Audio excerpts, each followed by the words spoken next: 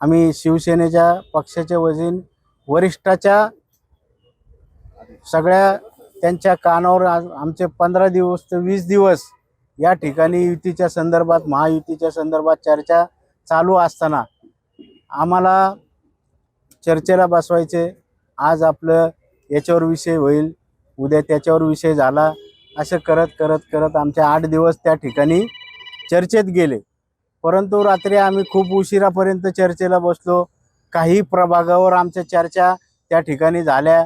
परंतु आता विद्यमान नगरसेवक आम्ही ज्यावेळेस पक्षाने त्यांचा प्रवेश करून घेतला आणि विद्यमान नगरसेवक जे आहेत त्यांना उमेदवारी देण्याचे आमचे मुख्य नेते एकनाथजी शिंदे साहेब यांनी त्या ठिकाणी प्रामुख्याने त्यांना प्रवेश करताना त्या नगरसेवकांना सांगितलं की आपल्याला देखील मी उमेदवारी देण्यात येईल।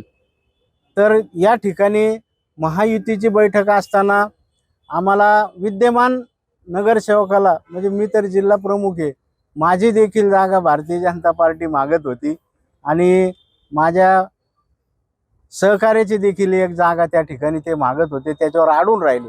आमच्या 2-4 जागा विद्यमान आलेल्या आहेत। दिलीप सातपुतेच्या संदर्भात असून 16 नंबर वार्डाच्या तिथं आम्हाला विद्यमान आमचे 4 नगरसेवक आलेले, त्या ठिकाणी बी जागा आमचे संतोष गेनाप्पा असतील त्यांची देखील जागा तुम्ही भारतीय जनता पार्टी आणि राष्ट्रवादी काँग्रेस हे त्या ठिकाणी आमच्या विद्यमान जागा जर कमी झाल्या साहेब तर मग आम्ही कुठं जायचं? मग आम्हाला तर त्यांनी इतक्या जागा देऊ तितक्या जागा देऊ हे असं सगळं सकाळपर्यंत ठेवलं। त्याच्यानंतर मग आम्ही निर्णय घेतला, आम्ही काय स्वतःहून युती तोडलेली नाही।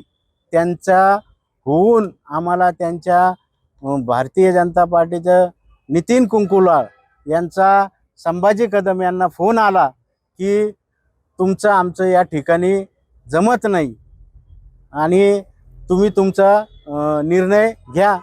आम्ही तर तीच अपेक्षा करत होतो की आम्हाला स्वतंत्र लढण्यासाठी आम्हाला परवानगी आम्हाला वरती घ्यावा लागेल।